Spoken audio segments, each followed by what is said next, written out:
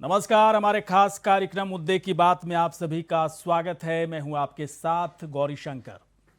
उत्तर प्रदेश में आजमगढ़ और रामपुर में वर्चस्व की लड़ाई है। वर्चस्व इस बात की कि आजमगढ़ और रामपुर में यदि कमल खिल जाता है तो विपक्ष का क्या होगा, खास तौर पर समाजवादी पार्टी का क्या होगा। पूरा का पूरा विपक्ष का कुनबा बिखर जाएगा।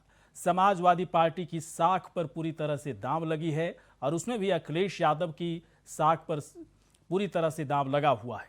लेकिन एक बात तय है कि रामपुर में और आजमगढ़ में जिस तरह से बीजेपी ने पूरी ताकत झोंक रखी है, हो सकता है कि या तो आजमगढ़ या रामपुर या फिर हो सकता है दोनों जगह कमल खिलना तय हो, ऐसा बीजेपी का दावा है। वहीं समाजवादी पार्टी पूरी तरह से कॉन्फिडेंस में है। खास तौर पर अखिलेश यादव पूरी तरह से कॉन्फिडेंस में है, क्योंकि वो चुनाव प्रचार करने के लिए नहीं गए और लोग या फिर सियासी पंडितों का, सियासी राजनीतिक विश्लेषकों का ऐसा मानना है कि उन्हें ऐसा लग रहा है कि आजमगढ़ और रामपुर को जीतना समाजवादी पार्टी के लिए बाएं हाथ का खेल है। लेकिन कई लोग कह रहे हैं कि रामपुर का पूरी तरह से जो सियासी समीकरण है वो समाजवादी पार्टी के खिलाफ है। आजमगढ़ में भी समाजवादी पार्टी के खिलाफ सियासी समीकरण बना हुआ है और यही डर अखिलेश यादव को सता रहा है। और वजह ये रही कि अखिलेश यादव चुनाव प्रचार में नहीं गए, ताकि अगर हार भी जाए उनका उम्मीदवार तो कम से कम अखिलेश यादव को ये कहने का मौका मिल जाए कि उन्हें पहले से पता था कि बीजेपी की वहाँ पर ताकत या बीजेपी का जो संगठन है या बीजेपी पूरी मजबूती के साथ ही चुनाव लड़ रही है, उसका जीतना तय हो सकता है। इसलिए अखिलेश यादव को चुनाव प्रचार से दूर रखा गया। लेकिन असलियत क्या है, जनता का मिजाज वहां पर किस तरह का रहा, पूरी तरह से आज मुहर लग चुकी है। क्या होगा फैसला, कौन मारेगा बाजी, कौन इस उपचुनाव का बनेगा बाजीगर, इसी पर हम चर्चा करेंगे। लेकिन पहले देखते हैं प्रतिक्रिया। थानों की हालत देखिए ना, कितने लोग बंद हैं थानों में। आप जाकर देखिए, अभी जहाँ खड़े थे आप, जिस मोहल्ले से सारे वोटर आना थे उसके नाके पर कितनी पुलिस लगी है, 50-60 गाड़ियाँ पुलिस की लगी हुई है। कैसे आएंगे लोग वोट डालने जब 500 पुलिस वाले खड़े होंगे रोकने कुछ के बात हुई आजम साहब आपकी जिला प्रशासन से, निर्वाचन आयोग से कि इस तरह की लिए? शिकायतें सुन आ रही रहा है जब आप ही लोग नहीं सुनते। जिसे चौथी आंख कहते थे, जब आपने अपनी आंख बंद कर ली तो ये तो होगा ही। देश की बर्बादी में आपका भी बड़ा योगदान होगा। पुलिस पूरे जिले में षड्यंत्र रच रही है। हर जगह से ये शिकायत आ रही है कि पुलिस वोट नहीं डालने दे रही है। टांडे में राजकीय इंटर कॉलेज सीओ स्वार वहां खड़े पूरी फोर्स लिए हुए, लोगों को वहां घुसने नहीं दे रहे वोट डालने के लिए और लोगों की पिटाई अलग लगा रहे हैं। दड़ियाल में भी यही सूरत हाल है। काशीपुर आंगा में वोट नहीं डालने दे रहे हैं, बिल्कुल मुसलमानों को वोट नहीं डालने दे रहे हैं खुलेआम। तो कुछ शिकायतें जो समाजवादी पार्टी की तरफ से की जा रही है कि कई लोगों को वोट नहीं डालने दिया गया। कुछ व्यवस्था या सुरक्षा व्यवस्था इस कदर रखी गई है ताकि लोग बहुत आसानी से वोटिंग नहीं कर पा रहे हैं। आजम खान की तरफ से बात कही गई, असीम रज़ा की तरफ से बात कही गई, जो कि प्रत्याशी हैं रामपुर में आसिम रज़ा समाजवादी पार्टी की तरफ से। और साथ ही साथ अगर पूरे आजमगढ़ और रामपुर के चुनावी समीकरण की बात करें तो चुनावी समीकरण में कैसे क्या बदलाव होगा, वहाँ की जनता ने आज वोटिंग कर दी है। और वोटिंग के हिसाब से फिलहाल तो कुछ भी कह पाना बड़ा मुश्किल है कि आजमगढ़ और रामपुर किसके खाते में जाएगा। इस वक्त कई मेहमान हमारे साथ जुड़ चुके हैं और विपिन शर्मा जी इस वक्त हमारे साथ हैं। विपिन शर्मा जी, आपका स्वागत है। संदीप त्रिपाठी जी इस वक्त हमारे साथ हैं, नेता कांग्रेस पार्टी के। संदीप त्रिपाठी जी, आपका स्वागत है। सबसे पहले विपिन जी के पास में आता हूं। विपिन जी, क्या लग रहा है, आजमगढ़ रामपुर बीजेपी ने पूरी तरह से अपनी ताकत झोंक रखी थी और इस बार सियासी समीकरण को बदलने की जितनी गुंजाइश हो सकती है बीजेपी की तरफ से पूरा जोर लगा दिया गया। लेकिन गढ़ है समाजवादी पार्टी का। क्या लग रहा है इस बार किस तरह का मिजाज रहा, जनता क्या सोच करके वोट की होगी और क्या कुछ हो सकता है, बताइए सर। देखिए गौरीशंकर जी, ऐसा है कि पूरे दमखम से दोनों राजनीतिक दल, सीधी टक्कर समाजवादी पार्टी और भाजपा की है यहाँ पर। और वो अलग बात है कि आजमगढ़ की अगर हम बात करें तो वहाँ ट्रायंगुलर कॉन्टेस्ट है, बाइपोलर कॉन्टेस्ट है रामपुर में। लेकिन क्योंकि भाजपा ने भी अपना उम्मीदवार मैदान में खड़ा करा है आजमगढ़ में गुड्डू जमाली। लेकिन जो देखिए गढ़ ये माना जाता है आजमगढ़ और रामपुर दोनों सपा के, लेकिन इस समय समीकरण बदल चुके हैं और एक जैसा समय नहीं होता। और अब इस समय क्योंकि एक कांटे की टक्कर है दोनों के बीच में, तो ये अभी कहना बहुत ही मुश्किल है कि यहाँ पर अंत में बाजी कौन मारेगा। लेकिन एक बात तय है कि ये वर्चस्व की लड़ाई है ये दोनों के लिए, और दोनों के लिए बहुत अहमियत रखता है क्योंकि मनोबल बहुत बड़ा फैक्टर होता है चुनावों में। और ये कहने के लिए भले ही 2022 का जो उत्तर प्रदेश का चुनाव था उसके नतीजे आ गए, मुख्यमंत्री योगी आदित्यनाथ को दोबारा जनता ने मौका दिया है, स्वीकार करा, स्पष्ट बहुमत दिया, लेकिन 2024 पे इसका असर पड़ेगा क्योंकि ये भले ही उपचुनाव है लेकिन ये तीनों सीटें, तीनों आप आजमगढ़ की बात करें, रामपुर की बात करें, संगरूर में पंजाब में अलग एक चुनावी मुकाबला चल रहा है, हुआ है आज। तो ये लेकिन यहाँ पर दोनों की बातें करें क्योंकि अखिलेश ने अपनी सीट छोड़ी थी करल के लिए और आजम खान ने रामपुर के लिए, तो ये दोनों ही गढ़ माने जाते हैं सपा के। लेकिन अब समीकरण बदल गए हैं और जो अगर आप पॉलिटिकल पंडितों की बात करें तो वो अपने अपने अनुमान आकलन लगा रहे हैं और यहाँ पर हल्के में किसी को भी नहीं आप ले सकते। और राजनीति में तो जैसे क्रिकेट में कहा जाता है cricket is a game of glorious uncertainties, आखिरी गेंद तक आप भविष्यवाणी नहीं कर सकते कि मैच का पासा किस टीम की तरफ रुख कर जाएगा। तो यही बात राजनीति में लागू होती है। यहाँ पर दोनों आजमगढ़ की सीट और रामपुर की बहुत कांटे की टक्कर है और कोई भी हल्के में उतरा नहीं चुनावी मैदान में क्योंकि ये दमखम पूरा लगा दिया, पूरी ताकत झोंक दी। और अब तो जब चुनाव के नतीजे आएंगे तभी बिल्कुल स्थिति साफ होगी और 2024 में इसका बहुत फर्क पड़ेगा, असर पड़ेगा। तो क्या मतलब फर्क क्या पड़ेगा, यही तो जानना है ना। देखिए ऐसा है कि आजमगढ़ की अगर हम बात करें, यहाँ पर दोनों सीटों में जो अभी अनुमान लगाया जा रहा है कि भाजपा बहुत कड़ी चुनौती दे रही है। गढ़ ये सपा का रहा है लेकिन यहाँ पर भाजपा ने पूरे जो अपने मैदान दोनों जो उम्मीदवार उतारे हैं वो ओबीसी कैंडिडेट्स हैं और ये बातें भले ये सब लोग भली भांति समझते हैं कि ये जो गढ़ है ये यहाँ पर मुस्लिम वोट बैंक है और ओबीसी, तो ये दोनों को मद्देनजर रखते हुए ही रणनीति अपनी तैयार करी है भाजपा ने। और ये किसी भी चुनाव को देखिए, एक भाजपा की अच्छी बात है कि किसी भी चुनाव को वो हल्के में नहीं लेते और यही कारण है कि अपने संगठन को वो मजबूत कर पाए और संगठन सबसे बड़ा फैक्टर है। हमने देखा कि कैसे अलग अलग दावे करे जा रहे थे उत्तर प्रदेश के चुनावों में कि सपा अखिलेश यादव की हम लोग बाजी मार जाएंगे, भाजपा को परास्त कर देंगे, लेकिन अंत में क्या हुआ, अंत में सबके सामने अच्छी टक्कर दी सपा ने, लेकिन फिर भी जीत उसी की मानी जाती है जो सरकार बनाता है और जिसको जनता का स्पष्ट बहुमत मिलता है। तो आजमगढ़ और रामपुर की बात करें, एक बड़े विश्वास से बात बोल सकते हैं। देखिए अंत में तो नतीजे तय करेंगे कि कौन बाजी मारता है, लेकिन एक बात तय है कि एक सीट कम से कम यहाँ पर भाजपा को अवश्य मिलेगी। चलिए ठीक है विपिन जी, मैं थोड़ी देर के बाद आपके पास आता हूँ। संदीप त्रिपाठी कांग्रेस के नेता इस वक्त हमारे पास साथ हैं। संदीप जी एक बात बताएं, आप कांग्रेस ठीक है इस चुनाव से दूर, कांग्रेस पार्टी ने खुद को दूरी बना रखी है, लेकिन एक बात मुझे समझ में नहीं आती है, आप लोगों की तरफ से उम्मीदवार क्यों नहीं खड़ा किया गया, जबकि इतना इम्पोर्टेंट सीट है आजमगढ़ रामपुर। आप लोगों को कम से कम यहाँ पर दमखम तो दिखाने की ज़रूरत थी।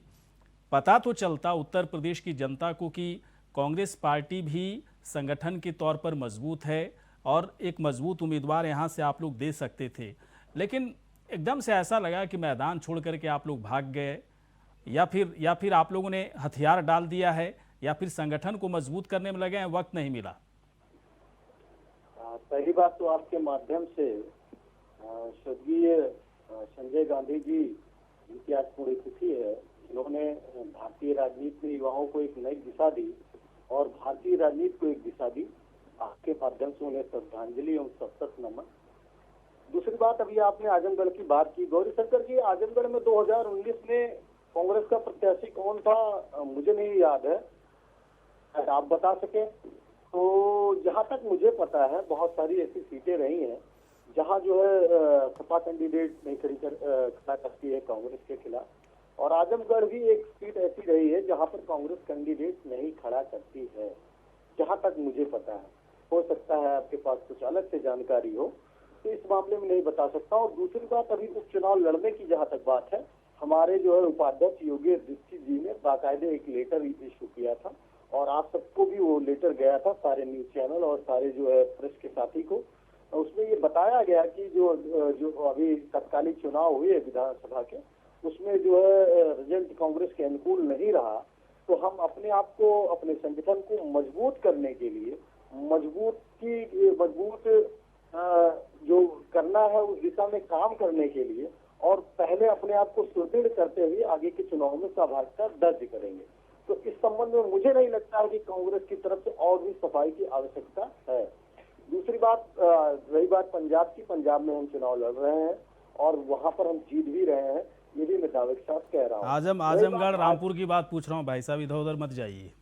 और जो गणित आप बता रहे हैं ना, वो गणित मुझे पता है। मुझे बस इतना बताइए, नहीं मुझे बस इतना बताइए कि क्या संगठन मजबूत इतने, अगर आप उम्मीदवार नहीं खड़े कर रहे हैं, आप चुनावी मैदान में नहीं हैं, इस आधार पर कि संगठन आप लोग मजबूत कर रहे हैं, तो इतने वक्त में कितना संगठन मजबूत हुआ आप लोग का बताइए।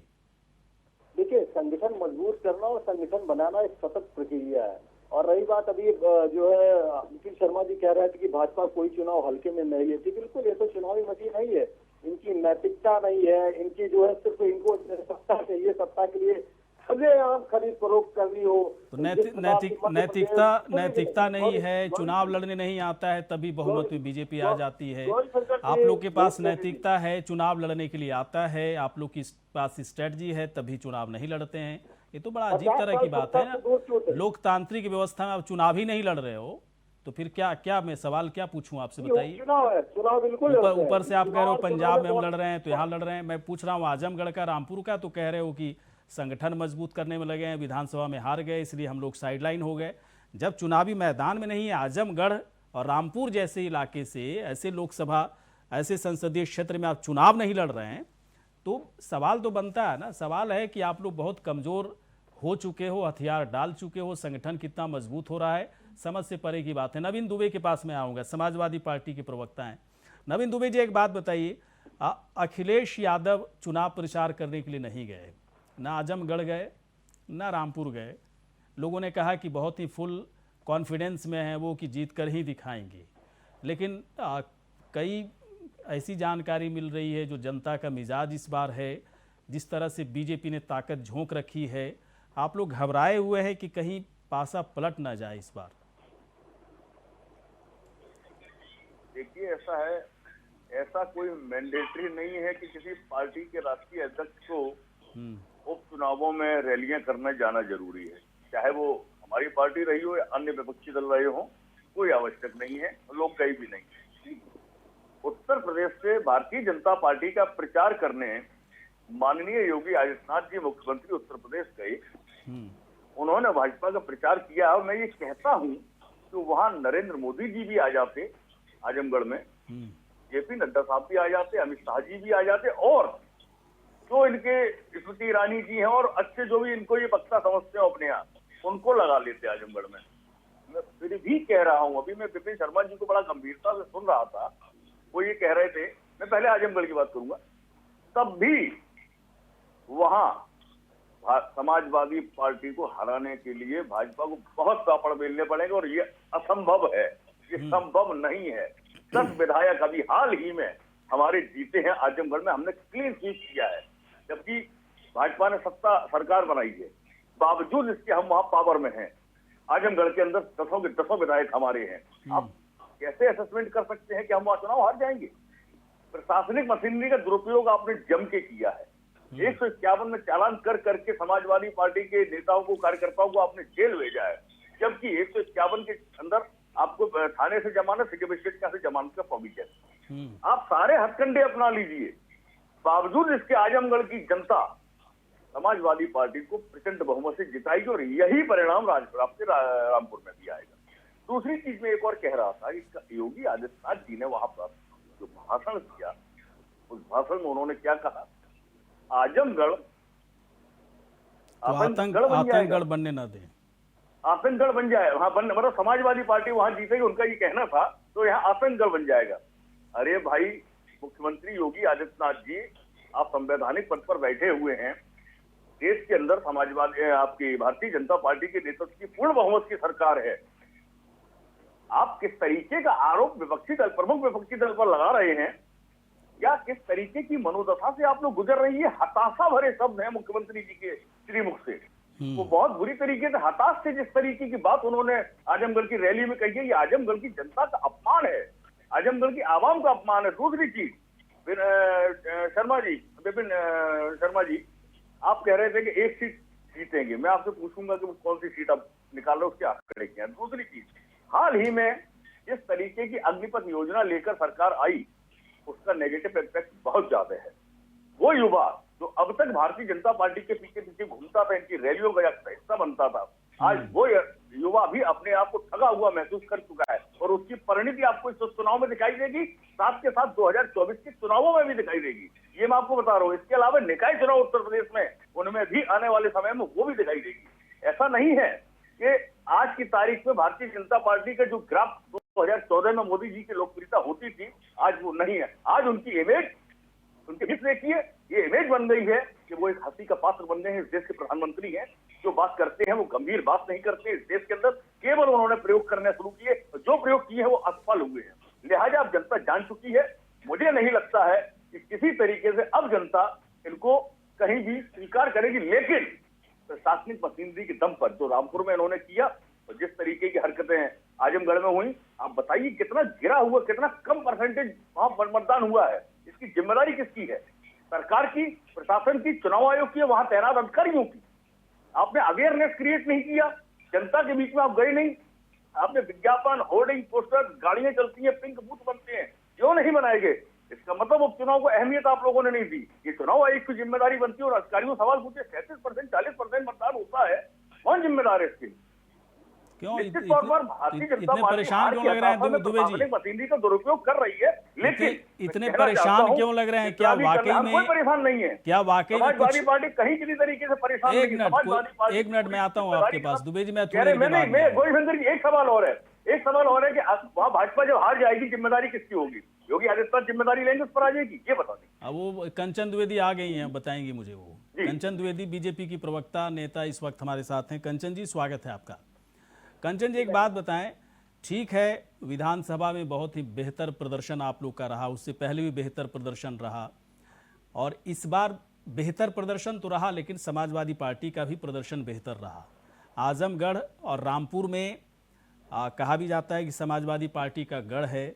तो आप लोग किस आधार पर ये दावा कर रहे हैं कि आजमगढ़ और रामपुर में भी इस बार कमल खिलाकर रखेंगे? हाँ जी गौरी जी, पहले तो मैंने जैसा कि अभी दुबे जी को सुना, सपा के प्रवक्ता हैं। फर्स्ट पॉइंट तो मैं ये बता दूं कि पूर्ण वसुंधरा के सर्वप्रिय हमारे आदरणीय मोदी जी है, इसलिए ये बात उनको शायद मालूम नहीं होगी या फिर जानकारी नहीं होगी। इसलिए मैं आपकी डिबेट के माध्यम से बता दूं कि सबसे प्रिय वो नेता है और दुनिया के सबसे अच्छे नेता में आते हैं, इसलिए ये जानकारी आपको मिल जानी चाहिए दुबे जी। तो मुझे नहीं लगता आप दूसरी डिबेट में अभी ये बात कहेंगे। दूसरी बात मैं आपको बता दूं, जिस प्रकार से नवीन जी बात कर रहे थे, मैंने इनकी पूरी बात करी, इनकी ही बात में इनके ही उत्तर सारे मिल जाते हैं जो इन्होंने बोले। अभी कुछ देर पहले आपने सुना होगा कि आप बूथ नहीं बना रहे हैं, तो इसका मतलब है आप सीरियस नहीं है चुनाव में। और उसके पूर्व इन्होंने बोला कि अखिलेश जी अगर वहां नहीं जा रहे हैं तो कोई बड़ी बात नहीं, हमारा बड़ा नेता वहां नहीं जाएगा आजमगढ़ में। जबकि मैं यहीं पर कह दूं कि आपने, वैसे तो इन्होंने खुद ही बोल दिया दोनों ही चीजें, लेकिन मैं फिर भी स्पष्ट कर दूं, स्पष्टीकरण के द्वारा दे दूं कि आदरणीय योगी जी अगर वहां जा रहे हैं तो ये आजमगढ़ की जनता एक बार जान जाएगी कि आजमगढ़ के लोग उनके लिए कितने महत्वपूर्ण है, भारतीय जनता पार्टी के लिए ये चीज कितनी गंभीर है और कितने महत्वपूर्ण वहाँ के लोग हैं। आतंकगढ़ पर बोलिए ना कंचन जी, आतंकगढ़ शब्द बोला है उन्होंने, उस पर बोलिए ना। मैं आपके सारे हास्यास्पद पर बड्डों पर बात करूंगी क्योंकि मुझे बहुत हंसी आ रही थी आपकी बातों पर। मैं सभी को कहूंगी, मेरी बात पूरी होने दीजिए, सुनिए बड़े आराम से बैठ करके। तो जैसे कि बोला कि बहुत प्रकार से सभी मैं इसी पे ही बात कर लेती हूँ। आतंकगढ़ क्यों नहीं है? जब आपका शासन होता है, जब आपकी चीजें होती है, सबसे पहले नाम आप गौरी जी आप नोटिस करिएगा, फिल्मों में जब आतंक का नाम या गुंडागर्दी की चीजें दिखाई जाती थी तो आजमगढ़ का पोस्टर दिखाया जाता था। ये सभी लोग जानते हैं, हमारी फिल्मों में वहीं की चीजें दिखाई जाती थी। क्यों गोरखपुर के लोग दिखाई जाते हैं, गोरखपुर का क्राइम भी दिखाया जाता है, आज भी दिखाया जाता है। एक minute Dubey ji first round में नहीं बोलने दीजिए, आपको ही मौका पूरा था बोलने का, उनको ही बोलने दीजिए। एक मिनट आते हैं भाई साहब, रुकिए थोड़ा सा अभी ना ज्ञानवर्धक बातें नहीं, अभी थोड़ा सा अपनी बात करने दीजिए सबको। कंचन जी बात पूरी कीजिए। मैं ये कहूंगी कि आजमगढ़ के लोग, मुझे नहीं लगता कि अब इतने मूर्ख है, क्योंकि यहाँ से समझा जा सकता है कि वो कितना हल्के में आजमगढ़ को, रामपुर को लेते हैं कि अखिलेश जी जाना ही नहीं चाहते। वो तो अरे ठीक है, वो तो हमारा गढ़ है ही, वहाँ के लोग तो वैसे ही ऐसे ही हैं, तो वो तो हमको दे ही देंगे, भले ही हमने उनका परित्याग किया हो, भले ही हमने उनको यूज किया हो, हम छोड़ करके कहीं और चले गए हो, लेकिन वो तो, लेकिन मुझे नहीं लगता कि इस बार आजमगढ़ की जनता किसी भी प्रकार वाला डिसीजन लेगी। वो अपने जो आरोप, कंचन जी आरोप इस बार आरोप लग रहा है, बाकायदा आजम खान की तरफ से आरोप लगाया गया, जो आसिम रजा हैं वहाँ के प्रत्याशी समाजवादी पार्टी की तरफ से, उनकी तरफ से आरोप लगाया गया कि सरकारी मशीनरी का दुरुपयोग किया गया है, रामपुर में कई लोगों को वोट ही नहीं करने दिया गया। अब इन आरोपों के परिप्रेक्ष्य में जो सीधे तौर पर आरोप लग रहा है वो बीजेपी के ऊपर लग रहा है कि बीजेपी की सरकार ही जानबूझकर करवा रही है। ठीक है, अगर ऐसी बात है कि मशीनरी का कहीं पे भी दुरुपयोग हो सकता है, तो फिर हम आपकी ही शासनकाल से शुरू कर देते ना, ये उंगली तो फिर आपके ऊपर भी लगेगी कि आप ऐसा करते होंगे, क्योंकि जो कोई जैसा करता है उसको वैसा ही दिखाया जाता है। हमारे यहाँ पर कहावत है, वो वैसा ही देखता है जो जैसा करता है। फिर तो आपसे ही शुरुआत हो जाएगी, आपको ही खगालना पड़ेगा। दूसरी बात, अगर मशीनरी की आप बात करो तो एजेंसियों पर भरोसा नहीं, आप एजेंसियों की भी बेइज्जती कर रहे हैं, अपमान कर रहे हैं, और जनता का भी आप अपमान कर रहे हैं। आप हार जाते हैं तो मशीनरी ठीक नहीं है, आप जीत जाए तो मशीनरी ठीक है, ये तो गलत बात है ना। तो ये तो दोहरापन हो गया इन चीजों के लिए। बाकी ये लोग तो चाहते ही कि बैलेट पेपर से ही चुनाव हो, क्योंकि वो सीधा सीधा गुंडागर्दी में आ जाता है, सीधा सीधा उसको उठा करके ले जाओ। आपको याद होगा कि विधानसभा चुनाव में भी इन लोगों ने ऐसा मतलब बीजेपी, एक मिनट मतलब बीजेपी पूरी तरह से कॉन्फिडेंट है कि आजमगढ़ और रामपुर में इस बार कमल खिल रहा है, कॉन्फिडेंट है आप लोग। और नवीन दुबे जी भी कॉन्फिडेंट है, नवीन दुबे जी भी कॉन्फिडेंट हैं कि नहीं, अखिलेश यादव तो इसलिए नहीं गया वहां चुनाव प्रचार करने की हम लोग जीत रहे हैं। मैं जीते हुए हैं, एक मिनट, ठीक है विपिन शर्मा जी के पास में आ रहा हूँ। विपिन शर्मा जी एक बात बताइए, क्या जब चीजें, अक्सर देखिए अपने देश के अंदर पता नहीं क्या एक परंपरा चल पड़ी है कि चुनाव नतीजे से पहले ही, है ना, जो परिणाम आते हैं उससे पहले कई तरह के आरोप प्रत्यारोप लगने शुरू हो जाते हैं। खासतौर पर चुनाव आयोग पर तो पता नहीं क्या हो गया है कि लोग खुल करके आरोप लगाने शुरू कर दिए हैं। रामपुर में आजम खान की तरफ से, आसिम रजा की तरफ से आरोप लगाया गया कि देखिए यहाँ पर वोटिंग नहीं दी जा रही है। ये क्या कहती है, संकेत क्या है कि मामला थोड़ा समाजवादी पार्टी का ठीक नहीं लग रहा है क्या रामपुर में, तभी इस तरह से सरकारी मशीनरी पर निशाना साधा जा रहा है? बताइए सर जरा। देखिए, बड़ा आसान, बहुत आसान होता है कि आप ईवीएम पे टिकरा फोड़ दें, क्योंकि और बिल्कुल इसमें तो कोई दो राय है ही नहीं। ये तो एक नई रिवायत सी बन गई है, नया फैशन सा बन गया है कि अगर चुनावों के नतीजे आपके हक में आते हैं तो ईवीएम में सब कोई गड़बड़ी नहीं है, और अगर चुनाव के परिणाम आपके हक में नहीं आते तो ईवीएम गड़बड़ था। और लोगों ने तो यहाँ तक बात करनी शुरू कर दी है मोदी वोटिंग मशीन है। तो ये तो फिर अपनी अपनी समझ है सबकी। लेकिन बहरहाल मुद्दा ये है कि 18 लाख वोटर है आजमगढ़ में, 17 लाख वोटर है रामपुर में, और इन्होंने जो माननीय प्रवक्ता थे अभी वो मेरा नाम लेते हुए पूछ रहे थे कि भाई आजमगढ़ कौन सा, मैं उपचुनाव में कौन सा समझता हूँ कि कहाँ पर बाजी भाजपा मार सकती है, आजमगढ़। और उसका कारण बोलना चाहूंगा कि एक तो वो ट्रायंगुलर कॉन्टेस्ट है, वहाँ पर बसपा का भी उम्मीदवार है, तो यहाँ पर वो भी वोट काटने का काम होगा। वहाँ पर वो अलग बात है, सब लोग अपने अपने दावे आगे रख के आगे चल रहे हैं यहाँ पर और जीत का दावा कर रहे हैं। बसपा अपनी जीत का दावा कर रही है, सपा अपनी और भाजपा अपनी।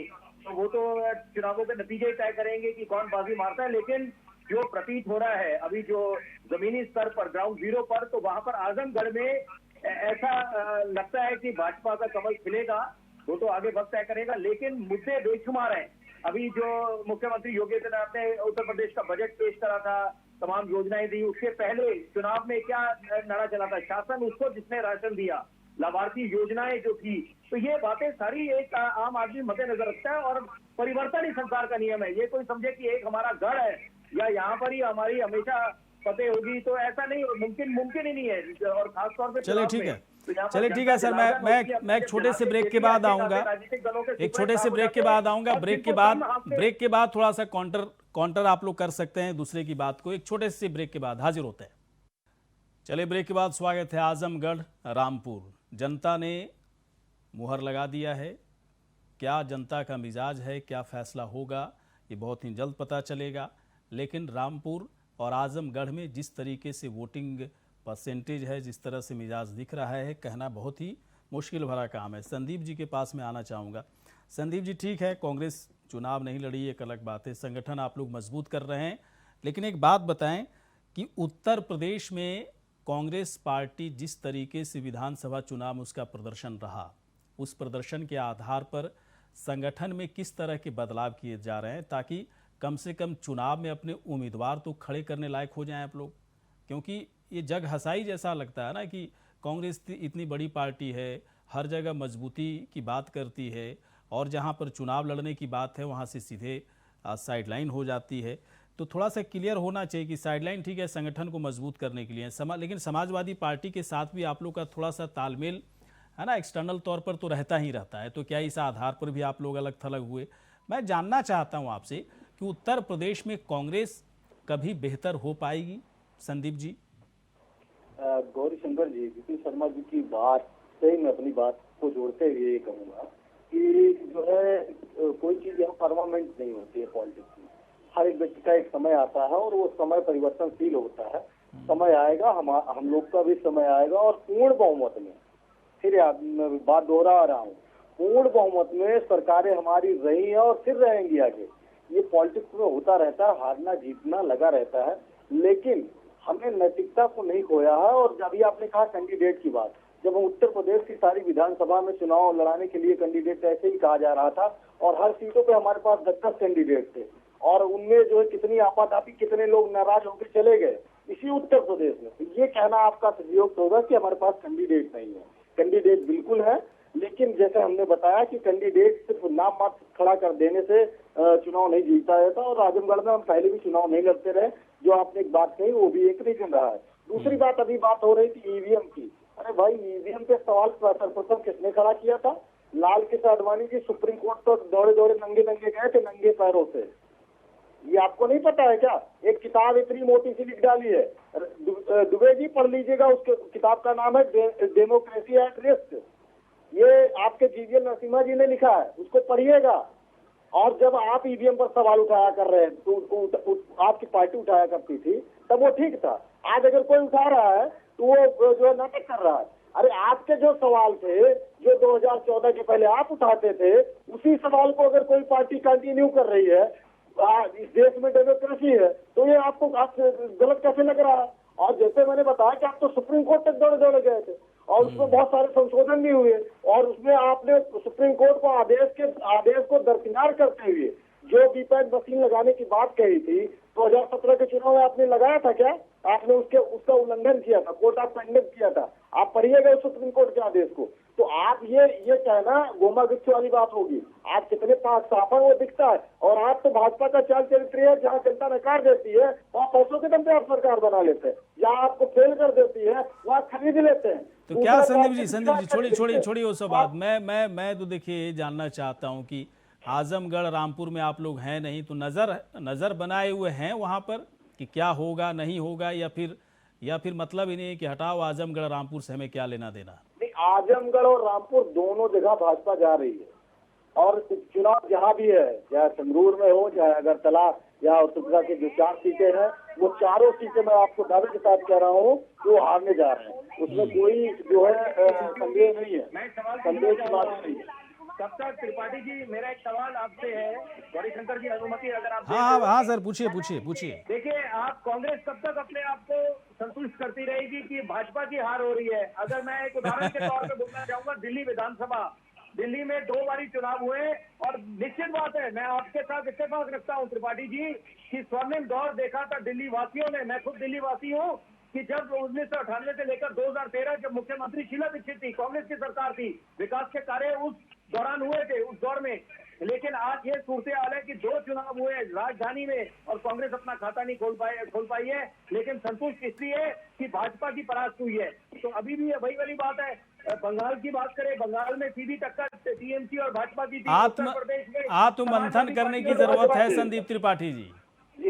आत्ममंथन आत्मचिंतन शिविर आप लोग लगाते हो, लेकिन आत्मचिंतन शिविर में ऐसा लगता है खाना वाना खा करके सब निकल लेते हो। थोड़ा आत्ममंथन भी जरूर करो, है ना। खाने के पीछे बस खड़े रहते हो। आत्ममंथन भी कीजिए कि क्या हो गया कांग्रेस पार्टी को। और विपिन शर्मा ने जो सवाल उठाया ना, उस सवाल में दम है कि कांग्रेस की जीत से कोई लेना देना नहीं, लेकिन बीजेपी की हार से बड़ी संतुष्टि आपको मिलती है। अच्छी बात नहीं है एक राजनीतिक पार्टी के लिए। दुबे जी के पास में आ रहा हूँ, दुबे जी एक बात बताइए। अब आप सवाल उठाया विपिन शर्मा जी, तो जवाब तो दे दीजिए। 30 सेकंड चाहिए बस। क्या जवाब दीजिएगा इसका बताइए जी। विपिन शर्मा जी, आपने जो सवाल हम पर खड़े किया और जो आपने हमें सजेशन दिया वो सिरोधार्य है। और मैं आपको ये जानकारी देता हूँ कि देखिए, पॉलिटिक्स में जैसे अभी आपने कहा कि प्लस माइनस होता रहता है और दूसरे की हार पर खुश होने वाली बात है। प्लस माइनस से दूर चले गए भाई साहब त्रिपाठी जी आप। इसके अलावा और क्या होता है ना, प्लस माइनस पता है क्या होता है? प्लस या माइनस, ना प्लस है ना माइनस है, पता नहीं। माइनस क्या इसको बोला जाएगा? इन्फिनिट कहा जाएगा क्या विपिन शर्मा जी? कोई अंत नहीं है हार का, कोई अंत नहीं है हार का। नवीन दुबे जी के पास में आ रहा हूँ। नहीं सर, इसका जवाब नहीं दे पाओगे, मुश्किल है आपके लिए जवाब देना। जब जीत लेना, उत्तर प्रदेश में जब 100 सीट पे जीतना तभी जवाब दे पाओगे भाई साहब, या फिर पूरे है ना पूरे देश में जब स्थिति आपकी मजबूत हो जाए। नवीन दुबे जी के पास में आ रहा हूँ। नवीन दुबे जी आते हैं सर, आते हैं भाई साहब, आते हैं थोड़ी देर के बाद आते हैं, परेशान मत होइए। दुबे जी थोड़े परेशान लग रहे हैं इसलिए कि आजमगढ़ रामपुर में पता नहीं क्या होगा। सरकारी मशीनरी पर भी आप लोग सवाल उठा दिए। अब मुझे थोड़ा सा डाउट हो रहा है दुबे जी, अब मुझे डाउट हो रहा है कि इसीलिए अखिलेश यादव नहीं गए। और बाद में देखिए सब है ना, गवर्नमेंट सरकार की मशीनरी पर भी सवाल उठाया जा रहा है। आजम खान खुद कह रहे हैं। जेपी नड्डा गए क्या चुनाव में? आप बता दीजिए। नरेंद्र मोदी गए चुनाव में? जेपी नड्डा जी गए क्या चुनाव में? नहीं गए ना। हमारी पार्टी के राष्ट्रीय अध्यक्ष को ये कोई मैंडेटरी है क्या कि उनको जाना है उस चुनाव के अंदर प्रचार करने? ऐसा नहीं है ना। अरे भाई, हमारी अपनी स्ट्रेटेजी है, हम अपनी प्लानिंग के हिसाब से चुनाव लड़ रहे हैं। कोई काम नहीं किया उन्होंने। सुन तो लीजिए कंचन जी, सुन तो लीजिए। एक तो पहली बात उनको महत्वपूर्ण नहीं लगता चुनाव। अरे भाई, अपनी पार्टी के राष्ट्रीय अध्यक्ष हैं, ये भाजपा तय करेगी क्या अखिलेश जी कहाँ जाएंगे कहाँ नहीं जाएंगे? भाजपा तो तय नहीं करेगी ना। और हम लोग ये तय नहीं करेंगे कि जेपी नड्डा जाएंगे कि नरेंद्र मोदी जाएंगे, ये हम भी तय नहीं करेंगे। नहीं, आप बिल्कुल बिठा के रखिए, ट्विटर पे बिठाइए अखिलेश जी को। कहीं जाए या ना जाए, आजमगढ़ सुनिए, आप ये बताइए क्या हार की जिम्मेदारी के न लेनी पड़े इसलिए नरेंद्र मोदी प्रचार करने नहीं गए? आप बताइए, कंचन जी बताइए, क्यों नहीं गए मोदी जी आजमगढ़ और रामपुर में प्रचार करने? क्यों नहीं गए जेपी नड्डा रामपुर और आजमगढ़ में प्रचार करने? क्यों नहीं गए अमित शाह वहाँ प्रचार करने? आप बताइए, क्या योगी आदित्यनाथ जी को बलि का बकरा बनाएंगे? उनके ऊपर ठीकरा फोड़ देंगे हर की जिम्मेदारी लेने का? क्योंकि प्रदेश अध्यक्ष आपके यहाँ कोई है नहीं है। लेकिन एक सवाल में कंचन जी दुबे जी रुकिए एक मिनट, रुकिए, मैं दोबारा आऊंगा आपके पास दुबे जी। मैं कंचन जी मैं एक सवाल पूछना चाह रहा हूँ। कंचन जी मैं एक सवाल पूछना चाह रहा हूँ। ऐसी क्या जरूरत पड़ गई थी कि आजमगढ़ और रामपुर को लेकर बीजेपी, ऐसा लग रहा है कि नाक का सवाल बीजेपी के लिए बन गया कि आजमगढ़ और रामपुर में कमल को किसी तरह से खिलाना है। लेकिन अगर ऐसा ही था तो ये सवाल सही उठा रहे हैं दुबे जी कि फिर तो अगर अखिलेश यादव नहीं गए तो उस हिसाब से अमित शाह या जेपी नड्डा जी को भी आना चाहिए था। अगर अखिलेश यादव जाते हैं तो, है ना, नरेंद्र मोदी जी को भी चुनाव प्रचार के लिए आना चाहिए था। योगी आदित्यनाथ को ही सिर्फ आगे क्यों किया गया? तो लोकसभा का चुनाव है ना, इसमें तो केंद्रीय नेताओं की भूमिका एक बड़ी भूमिका बन सकती थी ना। असर ही होता, उसका अलग असर दिखता। बोलिए। हमारे लिए हर एक चुनाव बहुत महत्वपूर्ण है और आपने नवीन जी को सुना। इतने छोटे से चुनाव के लिए उनके इतने बड़े नेता, अखिलेश जी बहुत बड़े नेता है, वो वहां नहीं जा सकते। मतलब योगी जी के समकक्ष भी नहीं है, मतलब उनसे भी बड़े नेता है वो, आप समझ रहे हैं ना। तो जब जेपी नड्डा और इनकी बात तो आती नहीं है ना, अगर उनकी बात करें, उनका गढ़ है, धनखड़ तो जी, उनको उत्तर जाना प्रदेश चाहिए। के चुनाव में हमारे जनता ने उत्तर योगी प्रदेश आदित्यनाथ का मुख्यमंत्री चुनाव है नहीं किया है, और योगी आदित्यनाथ जी इतने बड़े नेता आज भी उत्तर प्रदेश में नहीं है, लोकप्रिय नहीं है, बड़बोलेपन के लिए जाने जाते हैं, गैर मर्यादित भाषा बोलने के लिए जाने जाते हैं, कोई बहुत समझदारी की अच्छी बात वो नहीं करते हैं। मुख्यमंत्री जैसे संवैधानिक पद पर बैठे हुए हैं, आप बताइए उनके तमाम भाषण आप देख लीजिए, किस तरीके की भाषा का वो प्रयोग करते हैं। और वही उन्होंने आजमगढ़ में किया था। आजमगढ़ की जनता का जो अपमान हुआ है वो ईवीएम में रिजल्ट के रूप में बंद हो गया है। आपके कैंडिडेट निरहुआ की जो हालत होगी वहाँ पे दोबारा फिर हारेंगे, तो हारने के आदी हो चुके हैं, हारने के आदी हो चुके हैं आपके कैंडिडेट। और बलि का बकरा बन जाता है वो गाने बजाने वाला आदमी है बेचारा, उसको आप लोग बलि का बकरा बना देते हैं, क्योंकि आपके पास कोई अच्छा नेता नहीं है वहाँ चुनाव लड़ने के लिए, कोई अच्छा नेता नहीं है, पब्लिक फिगर नहीं है आपके पास चुनाव लड़ने के लिए। आप ले आए दिनेश यादव निरहुआ को, उसको आप चुनाव लड़ा दिया वहाँ पे आगे, उसको हारना ही हारना है बेटा, पूरी तरह हारेंगे इस बार दिनेश निरहुआ। और सुन लीजिए, वोट काटने के लिए ईडी सीबीआई का इस्तेमाल करके जिस तरीके से बहुजन समाजवादी पार्टी को आपने अपनी झोली में बिठा रखा है, एक वोट काटने वाले कैंडिडेट को वहां खड़ा किया है। मैं गारंटी ले रहा हूं कि बसपा कैंडिडेट गुड्डू जमाली का वोट भी समाजवादी पार्टी को गया है, ये मैं बता रहा हूँ आपको। और आप देख लेना, आप बहुत बड़े अंतर से हारने जा रही है वहाँ पे, आजमगढ़ में भी और रामपुर में भी। हमने विधानसभा चुनाव में भी देखा और इसमें भी देखेंगे। ये तो हम देखते चले आ रहे हैं, अखिलेश के साथ देखते चले आ रहे हैं ओवर कॉन्फिडेंस में। तो हम मानते हैं आपको ओवर कॉन्फिडेंस में कोई दिक्कत नहीं है, आप ऐसे उछलते रहिए। चलिए ठीक है, पता नहीं अब एक पूरा एक कॉन्फिडेंस है नहीं है, सब पता चल ही जाएगा। विपिन शर्मा जी, एक बात बताइए, आजमगढ़ और रामपुर की वास्तविक स्थिति बताइए। आप ठीक है, बीजेपी जो दावा कर रही है वो अलग बात है, समाजवादी पार्टी जो दावा कर रही है अलग बात है, लेकिन एक राजनीतिक समीकरण वहाँ पर मतलब जो वोटर्स हैं उस हिसाब से क्या दिखता है आपको, बताइए।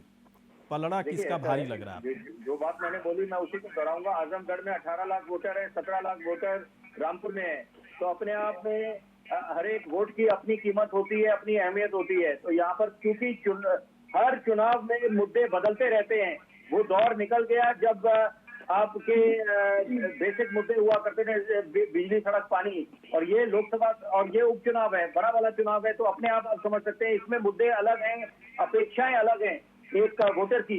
यहाँ पर भली भांति लोग समझते हैं कि इस समय कोरोना काल के बाद स्थिति कितनी बदली है। सदी की जब सबसे बड़ी महामारी आई, लाशों के अंबार लग गए, कब्रिस्तान शमशान घाटों में कतारें थी, और सबसे बड़ी बात देखिए, 100 बातों की एक बात, टीके का इंतजार कर रहे थे, कब उपचार आएगा, रोकथाम आएगा कोरोना नामक बीमारी का। लेकिन उसके बाद भी जब टीके का इजाज हुआ, किसी भाजपा के दफ्तर में तो हुआ नहीं या किसी राजनेता ने तो करा नहीं, लेकिन वहां पर भी टीके को लेकर राजनीति शुरू हो गई। तो ये गलत संदेश जाता है जनता को, और जनता भली भांति समझती है कि महान वैज्ञानिकों का भी यह अपमान हुआ, टीके को लेकर सियासी रोटियां सेकी गई, एक दूसरे पे क्या संदीप त्रिपाठी क्या बोलना चाह रहे हैं आप? त्रिपाठी जी, मैं आपकी बात से अगर आप तस्वीरों की बात करते हो उस पर आएंगे, पहले एक मिनट मैं अपने पूरे विचार रख लूं। तो यहाँ एक बड़ी अहम बात मैं बोलूंगा, एक मिनट जनाब बोले तो दीजिए, एक मिनट गौरीशंकर जी, 2017 का जो चुनाव हुआ इतनी गौर बेइज्जती संदीप त्रिपाठी जी आपकी हो जाती है, लोकसभा का चुनाव एक नया ट्रेंड उभर के आया उत्तर प्रदेश के संदर्भ में मैं बोल रहा हूँ कि वहाँ पर जब जाति धर्म समुदाय मतलब तो क्या कहना, एक मिनट शर्मा जी, एक मिनट, संदीप त्रिपाठी क्या कुछ है क्या आपके पास कहने के लिए, बताइए क्या कहना चाह रहे हैं संदीप जी? जी देखिए, अभी रचना दुबे जी कह रही है कि कांग्रेस का कोई मतलब नहीं है, ये लोकतंत्र में कैसी सोच है आपकी? अरे नहीं, कंचन द्विवेदी अलग है। और हमारे महत्व जहाँ तक बात आप कर रहे हैं, आज जैसे कार्यकर्ता सिर्फ गरीब दिखाने के लिए है, संदीप त्रिपाठी भाजपा में आ जाएगा, आज सिर्फ जिंदाबाद नेताबाद करके नीचे बचेंगे।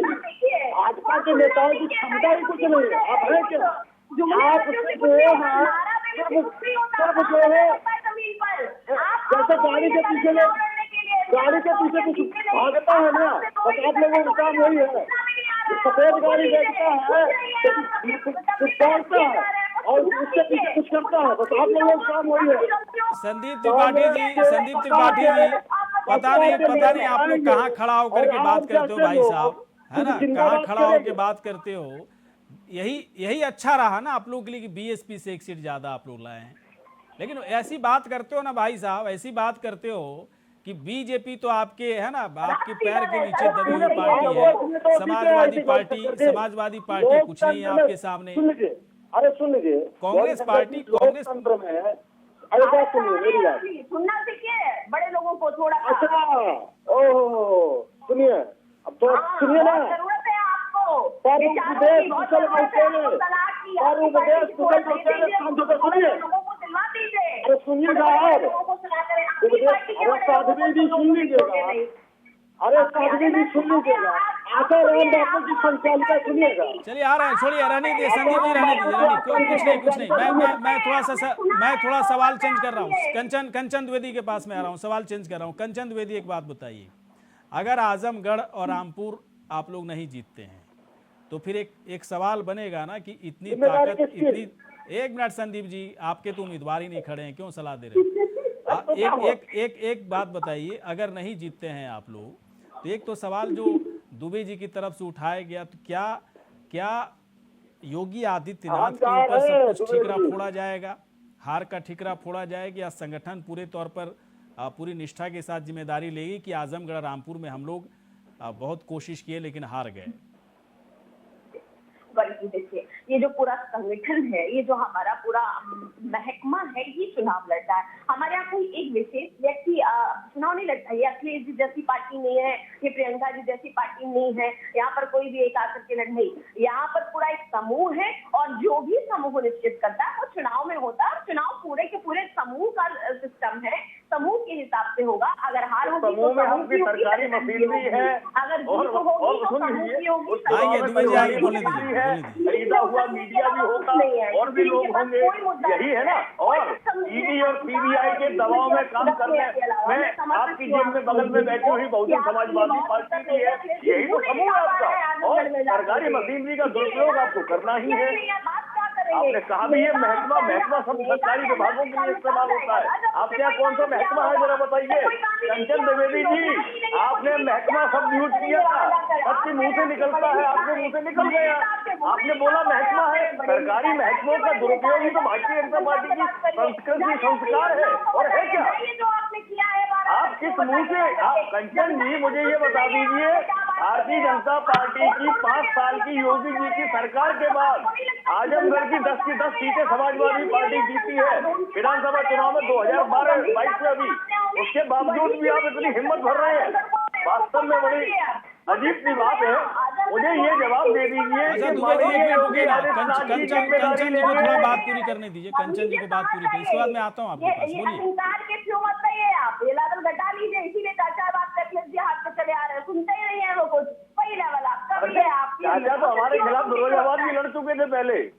दुबे जी एक मिनट रुकिए, भाई साहब रुकिए, तो मैं कह रहा हूँ रुकिए ना, एक मिनट रुकिए। कंचन जी बात पूरी कीजिए, कंचन जी बात पूरी कीजिए। एक बार सवाल दोहरा दीजिए। मैं कह रहा हूँ कि हारने के बाद क्या जवाब होगा फिर बीजेपी का, क्योंकि हार जीत तो जरूरी है ना। मैं यही बता रही हूँ, मैंने आपको बताया क्योंकि बीजेपी किसी एक पारिवारिक पार्टी नहीं है, कोई एक व्यक्ति की पार्टी नहीं है, संगठन की पार्टी है। हार होगी तो भी संगठन की होगी, जीत होगी तो भी संगठन की होगी। बाकी बात आपको मालूम होगी कि बीजेपी में जो भी चीजें होती है बहुत गंभीरता से होती है। हमारी पार्टी किसी भी चुनाव को अखिलेश जी की तरह, सपा की तरह छोटा नहीं समझती कि नहीं इतना छोटा चुनाव है, हम क्यों जाएंगे, हमारे लिए छोटा चुनाव। चलिए ठीक है, मैं एक जरूरी सवाल, एक मिनट दुबे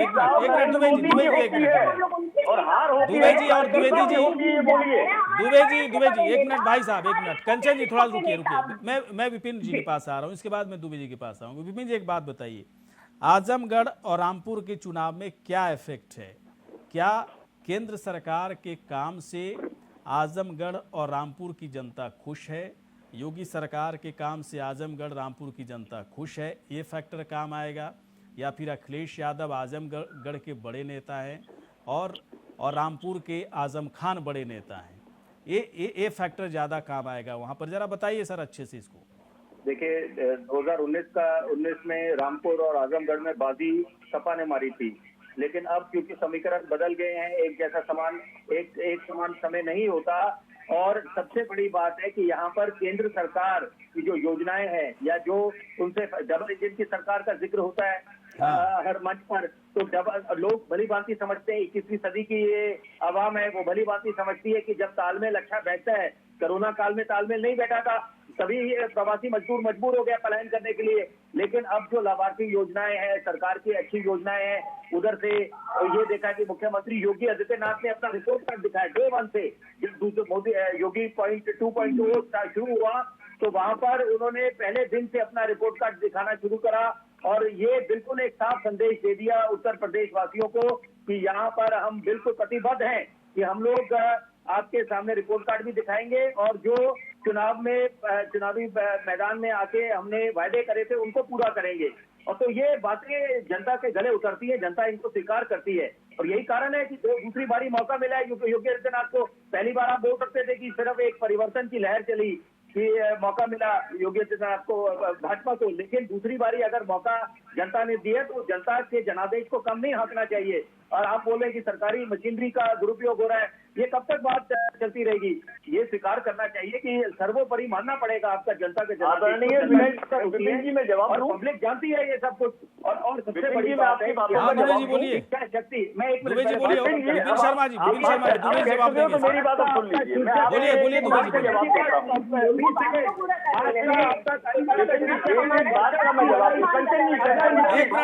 मिनट शर्मा जी थोड़ा रुकिए, भाई साहब विपिन जी रुकिए थोड़ा सा, दुबे जी को बोलने दीजिए। 30 सेकंड आपसे चाहूंगा, आग्रह करूंगा। यहाँ पर अगर भाजपा, देखिए सीधी सी बात है, अगर हम इसका पूरा आंकलन करते हैं, भाजपा अगर चुनाव जीत जाती है तो मनोबल सातवें आसमान पर हो जाएगा 2024 के लिए।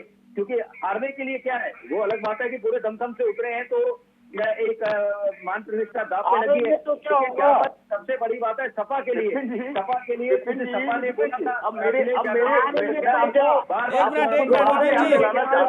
विपिन जी समझ गए, भाई साहब समझ गए, दुबे जी बोलिए। विपिन जी देखिए, ऐसा है, आप जो अभी बहुत बड़ा महिमा मंडन कर रहे थे उत्तर प्रदेश की सरकार का। विपिन शर्मा थोड़ा सा रुकिए, भाई साहब रुकिए थोड़ा सा, विपिन शर्मा जी रुकिए थोड़ा सा। अब पार्टी के लोग भाई बात आप जो बोल रहे थे, बोलिए दुबे जी बोलिए। आपने जो भाजपा को सेफगार्ड करने का पॉलिसिंग का जो काम आप कर रहे थे, आप उसमें असफल रहे। मैं आपको बताता हूँ 2017 से 2022 तक की सरकार में आप कोई एक उत्तर प्रदेश की सरकार सवाल सुनिए, आप हताश हो जाएंगे, आप परेशान हो जाएंगे, भाई हताश मत होइए, मेरा सवाल को सुनिए। आपके पास बोलने के लिए कुछ है नहीं, खाली कमंडल है हिलाने का। अब सुनिए सवाल मेरा, 2017 से 2022 के बीच में कौन सी ऐसी योगी आदित्यनाथ जी की योजना थी जिससे जनता लाभान्वित हुई है? और सुनिए, उत्तर प्रदेश में और देश के अंदर, यहाँ उत्तर प्रदेश की बात करें, शांतिपूर्ण आंदोलनों की बात करें, शिक्षा मित्रों का आंदोलन, अनुदेशकों का आंदोलन, ग्राम प्रहरियों का आंदोलन, बीपीएड युवाओं का आंदोलन और उसके अलावा एम्बुलेंस कर्मचारियों का आंदोलन, बावजूद इसके सुनिए परीक्षाओं की लीकेज, ये उपलब्धियां रही आपकी, परीक्षाओं की लीकेज, और आप शांतिपूर्ण आंदोलनों को सुनना नहीं चाहते हैं। केवल आपने क्या किया है, भोली भाली जनता को हिंदू और मुसलमान के दायरे में फंसा करके इस तरीके का जो ब्रेन वॉश करके प्रयास किया है झूठे तरीके से, उसकी परिणति है 2022 के विधानसभा चुनावों में आपकी सीटें कम आई है और समाजवादी पार्टी का वोट 36%। एक मिनट दुबे जी, एक मिनट में आता हूँ भाई साहब। ऐसा देखिए, ऐसा नहीं दुबे जी, ऐसा नहीं आप लोग फिर मैंडेट का मजाक उड़ा रहे हो, आप लोग मैंडेट का मजाक उड़ा रहे हो। अगर किसी एक मिनट शर्मा जी, एक मिनट, अगर किसी पार्टी को पूर्ण बहुमत मिला है सरकार बनाने के लिए तो फिर आप ये नहीं कह सकते कि जनता को, है ना, जनता को गुमराह किया गया, जनता से झूठ बोला गया। अगर पूर्ण बहुमत दिया गया, इसका मतलब है कि मैंडेट है, और इसके खिलाफ अगर बात कर रहे हैं दुबे जी तो मैंडेट का मजाक उड़ा रहे हैं एक तरह से आप लोग। आप इस मैंडेट को मैं डिफाइन करता हूँ, ये कैसा मैंडेट है और किस तरीके से नहीं सर, ऐसा नहीं होता ना। आपके हिसाब से मैंडेट नहीं बदल जाएगा ना। पूरी जिम्मेदारी आपके दुबे जी आपके हिसाब से मैंडेट नहीं बदल जाएगा भाई साहब की आपने कुछ कह दिया तो मैंडेट वो हो गया। जनता को सच जानना मैंडेट का मतलब मैंडेट होता है। सच पहुंचना चाहिए। सच ये है कि चलिए संदीप जी के पास एक छोटा सवाल। बस रुकिए एक मिनट रुकिए। मछली बाजार नहीं भाई साहब, मछली बाजार नहीं भाई साहब, मछली बाजार नहीं, फिर आवाज डाउन कर दूंगा। मछली बाजार नहीं। संदीप त्रिपाठी जी के पास मैं आ रहा हूँ। संदीप जी एक बात बताइए, फिर भी देश की जनता को, उत्तर प्रदेश की जनता को आप लोग कब आश्वस्त करोगे कि हम लोग हैं जिंदा उत्तर प्रदेश में? देखिए, हम लोग जिंदा हैं और इस बात का आश्वासन कि हमारे पास जो है वोट मिले हैं, हम ज्यादा। अरे सुनिएगा, अभी बात हो रही थी कि मैंडेट पर सवाल उठाने की, तो आप ये बताइए कि आपातकाल आप तो बिल्कुल मत उठाइए भाई साहब। क्या आपातकाल सही हो गया क्या? मैंडेट पे आप सवाल तो बिल्कुल, मैंडेट पे कोई सवाल नहीं उठा सकता। अगर किसी पार्टी को जनता ने वोट किया है, पूर्ण बहुमत से सरकार बनाने का ऑप्शन दिया है, तो फिर उस मैंडेट पर सवाल उठाना मतलब मैंडेट की बेइज्जती करनी है। भाजपा के नेताओं को बताइए कंचन। अरे आप तो भाजपा के अंदर कोई नहीं पूछता है। कंचन दुबे जी पहले अपना स्थान खोजिए। आप तो भाजपा के कार्यालय के बगल में थी, आप बाहर थी, अंदर भी नहीं घुसने दिया। आपको क्षमता है भाजपा कार्यालय के अंदर। कंचन द्विवेदी मैं आऊंगा, थोड़ी देर के बाद आऊंगा। कंचन द्विवेदी, संदीप त्रिपाठी जी बात पूरी कीजिए भाई साहब, बात पूरी कीजिए अपनी आप। देखिए, मैंडेट एक मिनट कंचन द्विवेदी, एक मिनट कंचन द्विवेदी, एक मिनट बस बोलने दीजिए।